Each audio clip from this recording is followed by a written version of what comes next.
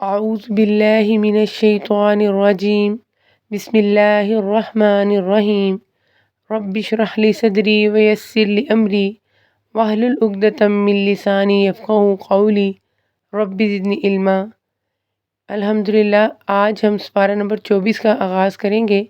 اس میں سب سے پہلے کل شروع کی جانے والی سورہ زمر کے بقیہ اہم مضامین کا خلاصہ دیکھیں گے۔ آیت نمبر 21 to 41 میں اللہ تعالیٰ ارشاد فرماتے ہیں، الیس اللہ بکاف عبدہ، کیا اللہ تعالیٰ اپنے بندے کے لیے کافی نہیں؟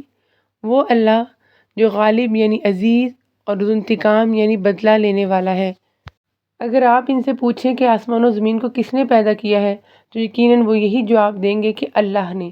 آپ ان سے کہیے کہ اچھا یہ تو بتاؤ جنہیں تم اللہ کے سوا پکارتے ہو، اگر اللہ تعالیٰ مجھے نقصان پہنچانا چاہے تو کیا یہ اس کے نقصان کو ہٹا سکتے ہیں؟ یا اللہ تعالیٰ مجھ پر مہربانی کا ارادہ کرے تو کیا یہ اس کی مہربانی کو روک سکتے ہیں؟ قل حسبی اللہ، آپ کہہ دیں کہ اللہ مجھے کافی ہے۔ توکل کرنے والے اسی پر توکل کرتے ہیں۔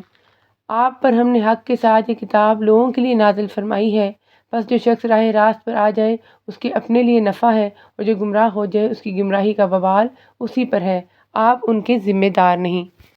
آیت نمبر 42 to 52 میں دعوت قرآن پر مشرکین کے رویوں کا تذکرہ کرتے ہوئے ارشاد فرماتے ہیں، کیا ان لوگوں نے اللہ تعالیٰ کے سوا اوروں کو سفارشی مقرر کر رکھا ہے؟ کہہ دیجئے کہ شفاعت کی تمام اقسام کا مالک صرف اللہ ہی ہے، اس کی اجازت کے بغیر کوئی سفارش ہی نہ کر سکے گا، تو پھر صرف ایک اللہ ہی کی عبادت کیوں نہ کی جائے تاکہ وہ راضی ہو جائے اور شفاعت کے لیے کوئی سہارا ڈھونڈنے کی ضرورت ہی نہ رہے۔ جب اللہ اکیلے کا ذکر کیا جائے تو ان لوگوں کے دل نفرت کرنے لگتے ہیں جو آخرت کا یقین نہیں رکھتے، اور جب اس کے سوا اور کا ذکر کیا جائے تو ان کے دل کھل کر خوش ہو جاتے ہیں۔ آپ کہہ دیجئے کہ اے اللہ، آسمان اور زمین کے پیدا کرنے والے، چھپے کھلے کے جاننے والے، تو ہی اپنے بندوں میں ان امور کا فیصلہ فرمائے گا جن میں وہ الجھ رہے تھے۔ اگر ظلم کرنے والوں کے پاس وہ سب کچھ ہو جو روئے زمین پر ہے اور اس کے ساتھ اتنا ہی اور ہو تو بھی بدترین سزا کے بدلے میں قیامت کے دن سب کچھ دے دیں تو بھی ان سے قبول نہ ہوگا، جیسا کہ دوسرے مقام پر ارشاد فرمایا سورۃ آل عمران کی آیت نمبر 91 میں، وہ زمین پر سونا بھی بدلے میں دے دیں تو وہ قبول نہیں کیا جائے گا، اس لیے کہ وَلَا يُؤْخَذُ مِنْهَا عَدْلٌ، وہاں معاوضہ قبول نہیں کیا جائے گا۔ جو کچھ انہوں نے کیا تھا اس کی برائیاں ان پر کھل پڑیں گی، اور جس کا وہ مذاق کرتے تھے وہ انہیں آ گھیرے گا۔ پھر اللہ تعالیٰ ارشاد فرماتے ہیں، انسان کو جب کوئی تکلیف پہنچتی ہے تو ہمیں پکارنے لگتا ہے، پھر جب ہم اسے اپنی طرف سے کوئی نعمت عطا فرما دیں تو وہ نعمت ملتے ہی سرکشی اور طغیان کا راستہ اختیار کر لیتا ہے اور کہتا ہے کہ اس میں اللہ کا کیا احسان، یہ تو میری اپنی دانائی کا نتیجہ ہے، یا جو علم و ہنر میرے پاس ہے اس کی بدولت یہ نعمتیں حاصل ہوئی ہیں۔ اللہ تعالیٰ کہتے ہیں کہ بات وہ نہیں ہے جو وہ سمجھ رہا ہے یا بیان کر رہا ہے، بلکہ یہ نعمتیں اس کے لیے امتحان اور آزمائش ہیں کہ وہ شکر کرتا ہے یا کفر۔ کیا انہیں معلوم نہیں کہ اللہ تعالیٰ جس کے لیے چاہے روزی کشادہ کر دیتا ہے اور تنگ بھی؟ ایمان لانے والوں کے لیے اس میں بڑی بڑی نشانیاں ہیں، یعنی رزق کی کشادگی اور تنگی میں بھی اللہ تعالیٰ کی توحید کے دلائل ہیں، یعنی اس سے معلوم ہوتا ہے کہ کائنات میں صرف اسی کا حکم و تصرف چلتا ہے، اسی کی تدبیر مؤثر اور کارگر ہے۔ آیت نمبر 53 to 70 میں دعوت قرآن دی جا رہی ہے۔ اللہ تعالیٰ ارشاد فرماتے ہیں، اے نبی صلی اللہ علیہ وسلم، میری جانب سے کہہ دو کہ اے میرے بندو، جنہوں نے اپنی جانوں پر زیادتی کی ہے، تم اللہ کی رحمت سے نا امید نہ ہو جاؤ، یقیناً اللہ تعالیٰ سارے گناہوں کو بخش دیتا ہے، واقعی وہ بڑی بخشش بڑی رحمت والا ہے۔ تم سب اپنے پروردگار کی طرف جھک پڑو اور اس کی حکم برداری کیے جاؤ، اس سے قبل کہ تمہارے پاس عذاب آ جائے اور پھر تمہاری مدد نہ کی جائے، اور پیروی کرو اس بہترین چیز کی جو تمہاری طرف تمہارے پروردگار کی طرف سے نازل کی گئی ہے۔ کتنی جامع آیات ہیں۔ اللہ تعالیٰ کی محبت کا دامن کھلا ہوا ہے کہ جو اللہ تعالیٰ کی طرف رجوع کر لیتا ہے اللہ تعالیٰ کی ذات اسے معاف فرما دیتی ہے۔ اس کے ساتھ ہی اللہ تعالیٰ ارشاد فرماتے ہیں کہ جب تم رب کی طرف پلٹو گے اور فرمانبردار بن جاؤ گے اور پیروی اختیار کر لو گے کتاب کے بہترین پہلو کی، تو اللہ تعالیٰ ضرور تمہاری بخشش کرے گا۔ اللہ تعالیٰ فرماتے ہیں کہ اگر ان پر اللہ تعالیٰ کا عذاب نازل ہوا تو یہ حیرت زدہ رہ جائیں گے، اور یہ نہ ہو کہ کوئی شخص کہے ہائے افسوس اس بات پر کہ میں نے اللہ تعالیٰ کے حق میں کوتاہی کی، بلکہ میں تو مذاق اڑانے والوں میں ہی رہا۔ یا کہے کہ اگر اللہ مجھے ہدایت کرتا تو میں بھی متقی لوگوں میں ہوتا۔ یا عذاب کو دیکھ کر کہے کہ کاش کہ کسی طرح میرا لوٹ جانا ہو جاتا تو میں بھی نیک لوگوں میں ہو جاتا۔ اور یہ ساری ان کی حسرتیں ہی ہوں گی۔ ان کے جواب میں کہا جائے گا کہ کیوں نہیں، بے شک تیرے پاس میری آیتیں پہنچ چکی تھیں جنہیں تو نے جھٹلایا اور غرور و تکبر کیا اور تو کافروں میں سے ہی تھا۔ پھر اللہ تعالیٰ فرماتے ہیں کہ قیامت آ جائے گی تو سب پر گھبراہٹ طاری ہو جائے گی اور لوگوں کے درمیان حق فیصلے کر دیے جائیں گے اور وہ ظلم نہ کیے جائیں گے، اور جس شخص نے جو کچھ کیا ہے بھرپور دے دیا جائے گا۔ اور اس دن اہل تکبر کے چہرے سیاہ ہوں گے اور اس کے برخلاف اہل ایمان کو نجات ملے گی۔ آیت نمبر 71 to 75 جو کہ آخری حصہ ہے، اس میں اللہ تعالیٰ ارشاد فرماتے ہیں اور یہ بات سمجھاتے ہیں کہ کافروں کے غول جہنم کی طرف ہنکائے جائیں گے۔ جب وہ اس کے پاس پہنچ جائیں گے اس کے دروازے ان کے لیے کھول دیے جائیں گے اور وہاں کے نگہبان سے ان کا مکالمہ ہوگا۔ کہا جائے گا کہ اب جہنم کے دروازوں میں داخل ہو جاؤ جہاں ہمیشہ رہیں گے، پس سرکشوں کا ٹھکانہ بہت ہی برا ہے۔ اور جو لوگ اپنے رب سے ڈرتے تھے ان کے گروہ جنت کی طرح روانہ کیے جائیں گے، یہاں تک کہ جب اس کے پاس آ جائیں گے اور دروازے کھول دیے جائیں گے، وہاں کے نگہبان ان سے کہیں گے تم پر سلام ہو۔ یہ کہیں گے کہ اللہ کا شکر ہے جس نے ہم سے اپنا وعدہ پورا کیا۔ اور اس وقت وہ فرشتوں کو اللہ کے عرش کے ارد گرد حلقہ باندھے ہوئے اپنے رب کی حمد و تسبیح کرتے ہوئے دیکھیں گے اور ان میں انصاف کا فیصلہ کیا جائے گا اور کہہ دیا جائے گا کہ ساری خوبی اللہ ہی کے لیے ہے جو تمام جہانوں کا پالنہار ہے۔ اللہ تعالیٰ ہمیں خالص توحید اختیار کرنے والا اور کامیاب لوگوں میں شامل فرما دے، آمین۔ بسم اللہ الرحمن الرحیم۔ اب ہم سورۃ المومن کے اہم مضامین کا خلاصہ دیکھیں گے۔ اس سورہ کو سورۃ غافر بھی کہا جاتا ہے۔ یہ حامیم سے شروع ہونے والی 7 سورتوں میں سے پہلی سورت ہے۔ یہ مکی سورت ہے۔ اس کی 85 آیات اور 9 رکوع ہیں، اور اس سورہ میں اس بندہ مومن کا ذکر ہے جس نے فرعون کے دربار میں حضرت موسیٰ علیہ السلام کی حمایت کی۔ اور یہ سورہ مبارکہ اس وقت نازل ہوئی تھی جب نبی کریم صلی اللہ علیہ وسلم کو نعوذ باللہ قتل کی دھمکیاں دی جا رہی تھیں اور کفار سازشیں کر رہے تھے۔ فرعون کے دربار کی مثال دے کر نبی کریم صلی اللہ علیہ وسلم اور صحابہ کرام رضوان اللہ علیہم اجمعین کو تسلی دی گئی اور دوسری طرف کفار مکہ کو وارن کیا گیا۔ اس کی آیات 1 to 22 میں یہ بتایا گیا کہ حق اور باطل کی کشمکش میں اہل حق کے ساتھ اللہ تعالیٰ کی تائید موجود ہے، اور اللہ تعالیٰ کی صفات کو ڈسکرائب کیا گیا کہ وہ غالب ہے اور دانا ہے، گناہ کا بخشن والا ہے اور توبہ کا قبول فرمانے والا ہے۔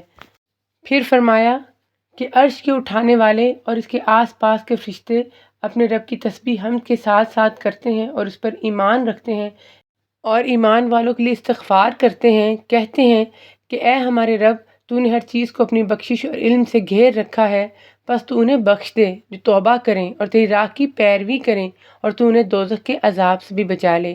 اے ہمارے رب، تو انہیں ہمیشگی والی جنتوں میں داخل کر جن کا تو نے ان سے وعدہ کیا ہے، اور ان کے باپ دادوں اور بیویوں اور اولاد میں سے بھی ان سب کو صالح عمل جو کرتے ہیں انہیں بھی یقیناً تو غالب و باحکمت ہے، انہیں برائیوں سے بھی محفوظ رکھ۔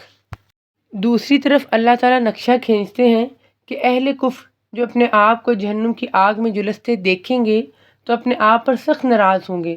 اس وقت ان سے کہا جائے گا جب دنیا میں تمہیں ایمان کی دعوت دی جاتی تھی اور تم انکار کرتے تھے تو اللہ تعالیٰ اس سے کہیں زیادہ تم پر ناراض ہوتا تھا جتنا تم آج اپنے آپ پر ہو رہے ہو۔ یہ اللہ کی اس ناراضگی کا نتیجہ ہے کہ آج تم جہنم میں ہو۔ دنیا کے بادشاہوں اور جابروں سے میدان حشر میں پوچھا جائے گا لمن الملک اليوم، آج کس کی بادشاہی ہے؟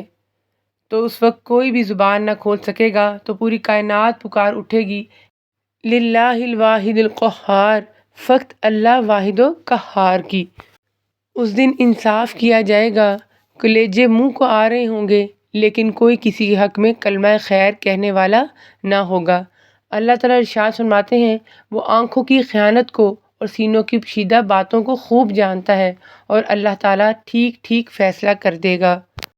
پھر آگے چلیے تو آیت نمبر 23 to 27 میں اللہ تعالیٰ قریش کے سرداروں کو فرعونی رویے ترک کرنے کا حکم دیتے ہیں۔ ارشاد ہوتا ہے کہ اور ہم نے موسیٰ علیہ السلام کو اپنی آیتوں اور کھلی دلیلوں کے ساتھ بھیجا فرعون، حامان اور قارون کی طرف، تو انہوں نے کہا یہ تو جادوگر اور جھوٹا ہے۔ بنی اسرائیل پر ظلم کیا گیا، لیکن کافروں کی چالیں ناکام ہی رہتی ہیں۔ پھر ارشاد ہوتا ہے کہ فرعون نے کہا مجھے چھوڑو کہ میں موسیٰ علیہ السلام کو مار ڈالوں، اور اسے چاہیے کہ اپنے رب کو پکارے، مجھے تو ڈر ہے کہ کہیں تمہارا دین نہ بدل ڈالے یا ملک میں کوئی بہت بڑا فساد برپا نہ کر دے۔ حضرت موسیٰ علیہ السلام نے کہا میں اپنے اور تمہارے رب کی پناہ میں آتا ہوں ہر اس تکبر کرنے والے شخص کی برائی سے جو روز حساب پر ایمان نہیں رکھتا۔ آیت نمبر 28 to 54 میں آل فرعون کے ایک مومن کا سچا واقعہ ڈسکرائب کیا گیا ہے۔ ارشاد ہوتا ہے اور ایک مومن شخص نے جو فرعون کے خاندان میں سے تھا اور اپنا ایمان چھپائے ہوئے تھا کہا کہ کیا تم ایک شخص کو محض اس بات پر قتل کرتے ہو کہ وہ کہتا ہے میرا رب اللہ ہے اور تمہارے رب کی طرف سے دلیلیں لے کر آیا ہے؟ یعنی اللہ کی ربوبیت پر ایمان یوں ہی نہیں رکھتا بلکہ اس کے پاس اپنے اس موقف کی واضح دلیلیں ہیں۔ اگر وہ جھوٹا ہو تو اس کا جھوٹ اسی پر ہے، اگر وہ سچا ہے تو جس عذاب کو وہ تم سے وعدہ کر رہا ہے اس میں کچھ نہ کچھ تم پر آ پڑے گا۔ اللہ تعالیٰ اس کی راہبری نہیں کرتا جو حد سے گزر جانے والے اور جھوٹے ہوں۔ اس کا مطلب یہ کہ اگر وہ جھوٹا ہوتا جیسا کہ تم باور کرواتے ہو تو اللہ تعالیٰ اسے دلائل و معجزات سے نہ نوازتا جبکہ اس کے پاس یہ چیزیں موجود ہیں۔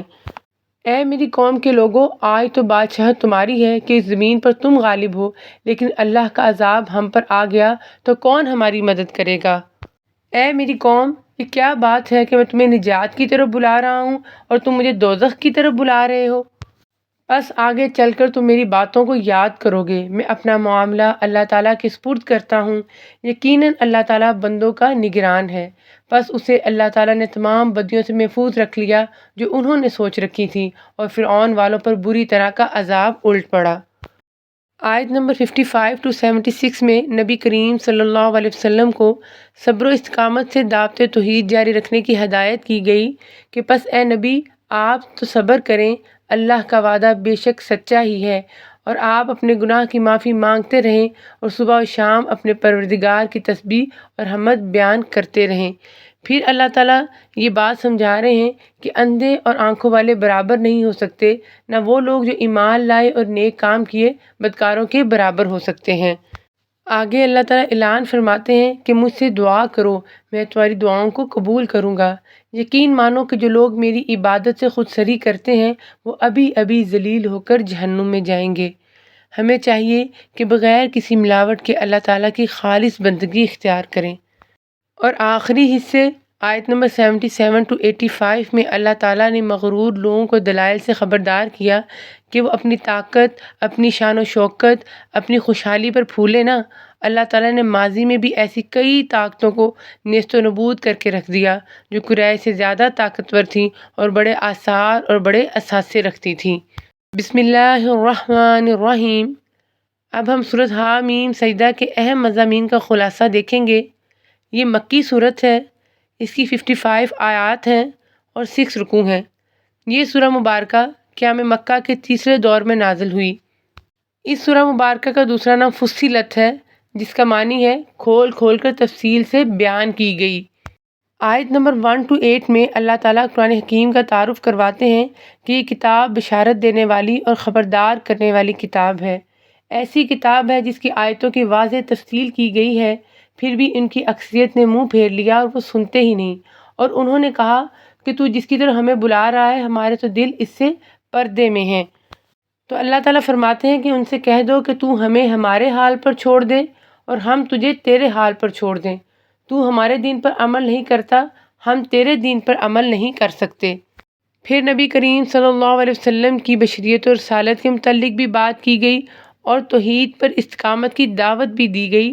فرمایا کہ تم سب کا معبود ایک اللہ ہی ہے، سو تم اس کی طرف متوجہ ہو جاؤ۔ اب تک قرآن پاک پڑھتے پڑھتے الحمدللہ ہم اس حقیقت کو جان چکے ہیں کہ اس کائنات کی سب سے بڑی حقیقت اور آخرت میں کامیابی کی کنجی دراصل یہی ہے کہ اللہ تعالیٰ کو ایک مانا جائے اور اسی کی طرف رخ کر کے اس کی فرمانبرداری اور اطاعت کی جائے۔ اللہ تعالیٰ فرماتے ہیں اور ان مشرکوں کے لیے بڑی ہی خرابی ہے جو زکوٰۃ نہیں دیتے اور آخرت کے بھی منکر ہی رہتے ہیں۔ بے شک جو لوگ ایمان لائیں اور بھلے کام کریں ان کے لیے نہ ختم ہونے والا اجر ہے۔ پھر آیت نمبر 9 to 12 میں توحید کے افاقی دلائل دیے گئے کہ اللہ تعالیٰ خالق بھی ہے، رب العالمین بھی ہے۔ اسی نے 6 دن میں زمین اور آسمان کو بنایا اور زمین میں برکتیں رکھیں۔ پھر آسمان کی طرف متوجہ ہوا اور وہ دھواں سا تھا، پس اسے اور زمین سے فرمایا کہ تم دونوں خوشی سے آؤ یا ناخوشی سے۔ دونوں نے عرض کیا ہم بخوشی حاضر ہیں، پس 2 دن میں 7 آسمان بنا دیے اور ہر آسمان میں اس کے مناسب احکام کی وحی بھیج دی۔ یہ ساری منصوبہ بندی اللہ تعالیٰ عزیز اور علیم کی طرف سے ہے۔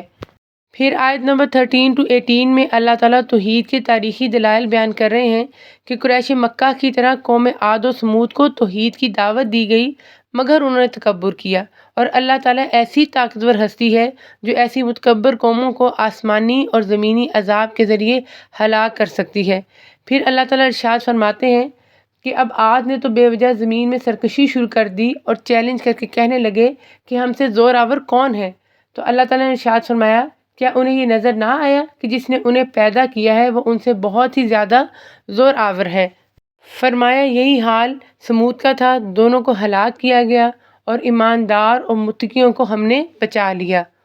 آیت نمبر 19 to 29 میں اللہ تعالیٰ کے دشمنوں کا انجام بیان کیا گیا ہے، اور جس دن اللہ کے دشمن دوزخ کی طرف لائے جائیں گے اور ان سب کو جمع کر دیا جائے گا، یہاں تک کہ جب بالکل جہنم کے پاس آ جائیں گے ان پر ان کے کان اور ان کی آنکھیں اور ان کی کھالیں ان کے اعمال کی گواہی دیں گی۔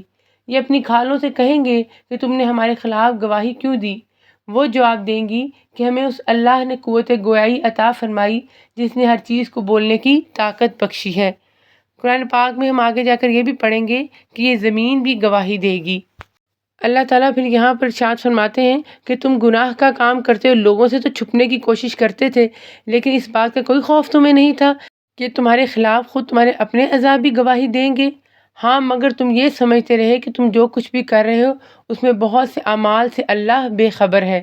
اور کافروں نے کہا اس قرآن کو سنو ہی مت، اس کے پڑھے جانے کے وقت شور شرابہ کرو تاکہ تم غالب آ جاؤ، بس یقیناً ہم ان کافروں کو سخت عذاب کا مزہ چکھائیں گے اور انہیں ان کے بدترین اعمال کا بدلہ ضرور دیں گے۔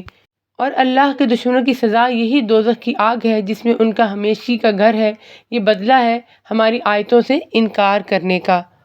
اور اللہ تعالیٰ ارشاد فرماتے ہیں کہ وہ لوگ جو بگڑے ہوئے لوگوں کے پیروکار یا فالوورز سے وہ اللہ تعالیٰ سے درخواست کریں گے کہ اے ہمارے رب ہمیں جنوں انسانوں کے وہ دونوں فریق دکھا جنہوں نے ہمیں گمراہ کیا تاکہ ہم انہیں اپنے قدموں تلے ڈال دیں تاکہ وہ جہنم میں سب سے نیچے سخت عذاب میں ہو جائیں۔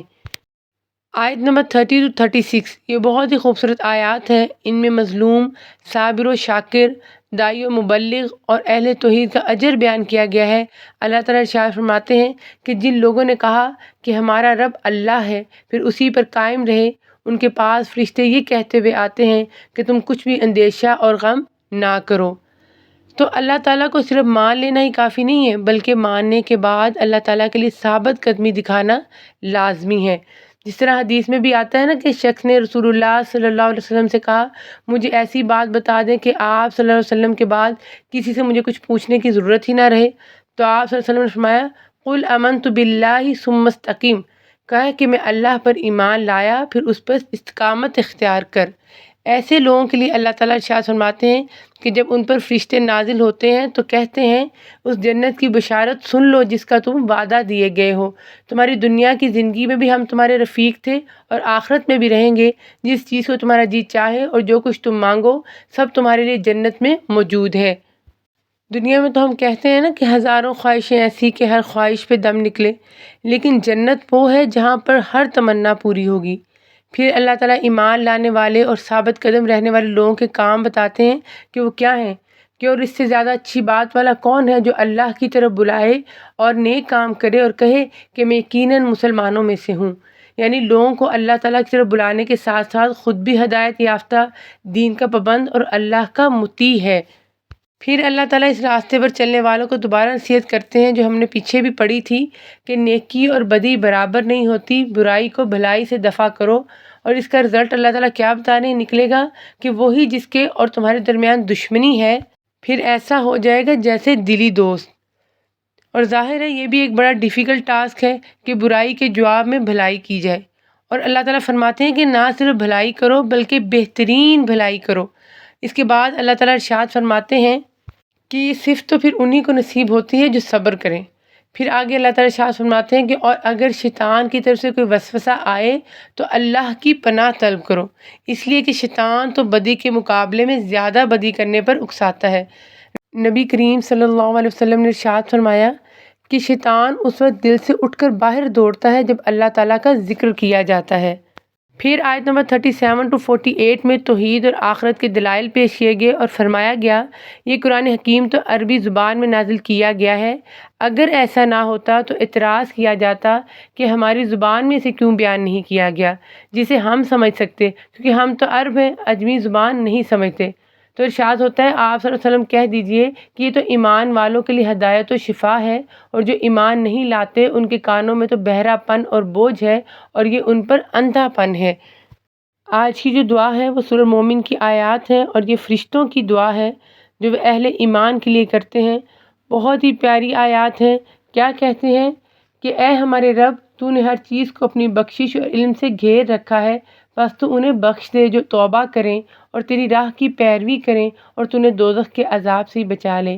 اے ہمارے رب، تو انہیں ہمیشگی والی جنتوں میں داخل کر جن کا تو نے ان سے وعدہ کیا ہے، اور ان کے باپ دادوں اور بیویوں اور اولاد میں سے بھی ان سب کو جو صالح ہیں، یقیناً تو غالب و حکمت ہے۔ انہیں برائیوں سے بھی بچا۔ حق تو یہ ہے کہ اس دن تو نے جسے برائیوں سے بچا لیا اس پر تو نے رحمت کر دی، اور بہت بڑی کامیابی تو یہی ہے۔ اللہ تعالیٰ فرشتوں کی اس دعا کو ہمارے حق میں بنا دے، اور اللہ تعالیٰ ان تمام دعاؤں کو ہمارے حق میں قبول فرمائے، اس راہ پہ چلنا ہم سب پر آسان کر دے۔ آمین۔ وآخر دعوانا ان الحمد للہ رب العالمین۔